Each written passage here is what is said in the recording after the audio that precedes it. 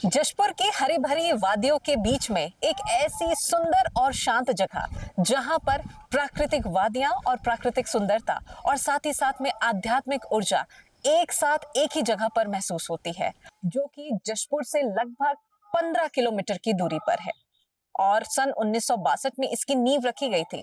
अब आगे चलकर इसकी कहानी क्या कुछ हुई है और कैसे ये आश्रम निरंतर अब तक काम करता आ रहा है, आइए आपको सब कुछ बताते हैं और इस आश्रम की सैर कराते हैं।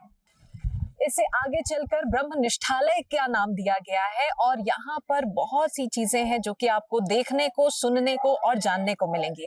इसकी बहुत सारी कहानी है, आइए आपको विस्तार से बताते हैं। यह आश्रम मुख्य रूप से अपनी खूबसूरती, प्राकृतिक सुंदरता और आध्यात्मिक ऊर्जा के नाम से खास तौर पर जाना जाता है।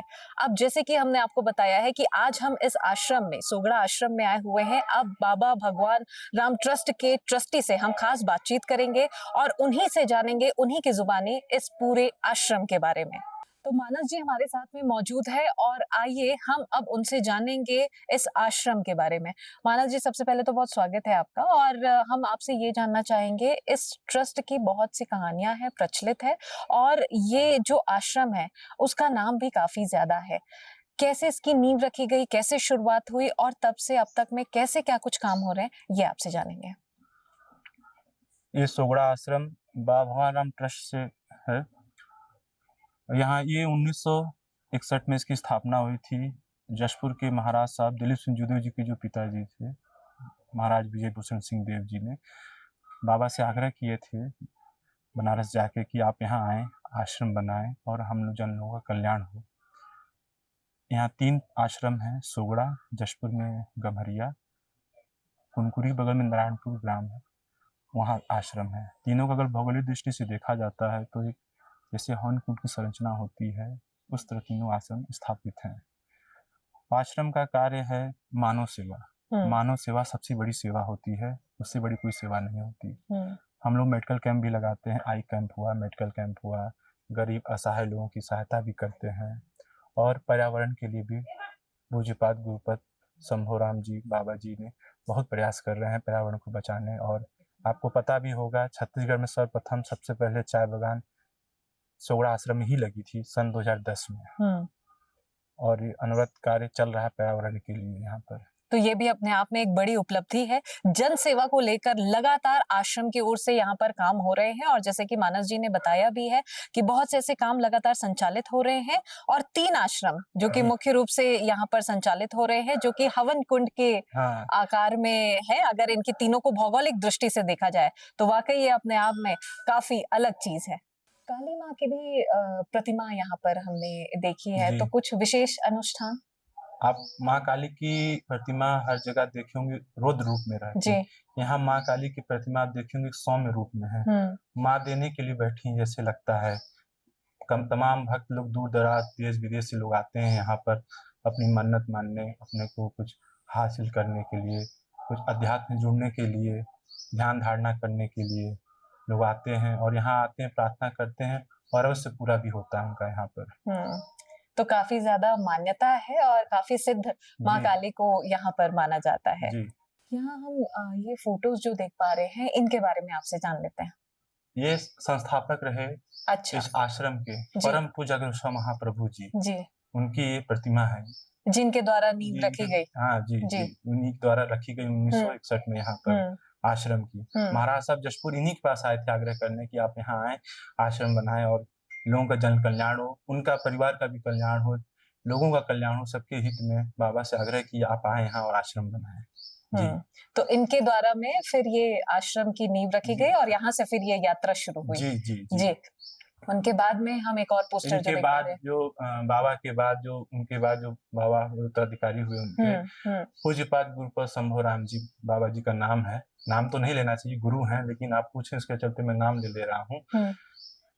ये 1982 में ये राज परिवार से थे। अच्छा। हिज हाइनेस राजा में भी राजा हिज हाइनेस होते थे, वहां थे, उनके लड़के थे ये, महाराज भानु प्रकाश जी के लड़के थे ये। 1982 में राजपाट सब छोड़ के आए आश्रम में, बाबा पास आ गए और साधु बन गए उसके बाद ये। उनके अभी देख रहे होंगे फोटो लगी हुई है, जहाँ उनका ये फोर्ट था, नरसिंहगढ़, राजगढ़ जिला होता है। आपने सुना भी होगा, जनरली या किसी को समझाने का सबसे अच्छा तरीका है, अभी आप स्त्री 2 पिक्चर देखी होंगी, तो इस किले में ही शूटिंग हुई है। अच्छा, जी, यानी जी। बॉलीवुड की एंट्री इस किले में हो चुकी है। इस किले में लोग किए हुए हैं, लोग जी। एंट्री काफ़ी शूटिंग हो चुकी है इसमें पहले भी। अच्छा। जिसको मिनी कश्मीर भी बोला जाता है वहाँ पर ये। जी। तो इस तरह से आधुनिकता भी और साथ ही साथ में अध्यात्म भी, दोनों का ही समावेश यहाँ पर देखने को मिल रहा है। और जैसे कि हमने अभी जाना है मानस जी से 1961 में कैसे इसकी नींव रखी गई, कैसे इसकी शुरुआत हुई है, और उसके बाद में 1982 में किस प्रकार से बाबा जी ने फिर यहाँ पर आकर आगे का जो जी, चीजें जी, हैं जी। उनको उन्होंने ये सब कुछ संभाला है। और फिर वो किला जो कि बताता है और ये प्रमाण है कि किस प्रकार से उस दौर में और उस वक्त में जो चीजें थी, जो कि आज तक चली आ रही है और आज भी उस जगह पर वो स्थापित है, विद्यमान है। ये जो अभी आप देख पा रहे हैं, ये सरकार बाबा का समाधि स्थल है, और अब इसके बारे में आपसे जान लेते हैं। सरकार बाबा के समाधि स्थल, यहाँ लोग आते हैं पूजा पाठ करने अपना, और सरकार बाबा ही इस आश्रम की नींव रखे थे। और सरकार बाबा द्वारा ही चलाया जा रहा अपना वहाँ बनारस में आयुर्वेद हॉस्पिटल है, और अपने यहाँ वार्ड भी महिला पुरुष दोनों का लेप्रोस्कोपी, जो कुष्ठ रोग जिसको बोलते हैं, उनके द्वारा बताई हुई दवा से, पद्धति से, फकीरी पद्धति से इलाज होता है। और अपने आश्रम का नाम गिनीज बुक और लिम्का बुक में भी नाम है अपने आश्रम का। तो ये बहुत बड़ी उपलब्धि है। जी, जी हाँ, ये बहुत बड़ी उपलब्धि है, और आयुर्वेद पद्धति जो अपने बाबा जी बताई हुई दवा से ही इलाज होता है यहाँ पर। जी। तो इस तरह से बहुत सी चीजें अपने भीतर समेटे हुए ये आश्रम है, जो कि निरंतर यहाँ पर काम हो रहे हैं।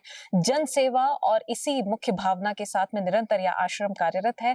बहुत सी चीजें हो रही हैं, संचालित हो रही हैं, और आने वाले समय पर भी और भी चीजें जो है जिस पर निरंतरता यहाँ पर बनी रहेंगी। तो जब भी आप जशपुर आए तो एक बार जरूर सोगड़ा आश्रम आप यहाँ पर जरूर आए, क्योंकि यहाँ पर आने से आपको एक बहुत ही अलग पॉजिटिविटी फील होगी। और यहाँ पर आश्रम में आना इसलिए भी जरूरी है क्योंकि यहाँ आपके अंदर में आध्यात्मिक ऊर्जा का भी प्रभाव, संचार देखने को जरूर मिलेगा।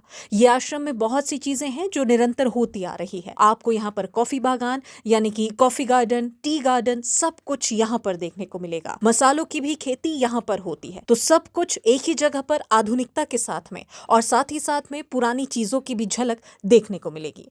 कैमरामैन सोनू के साथ मैं प्रथा शुक्ला, जनधारा 24/7 जशपुर। नमस्कार।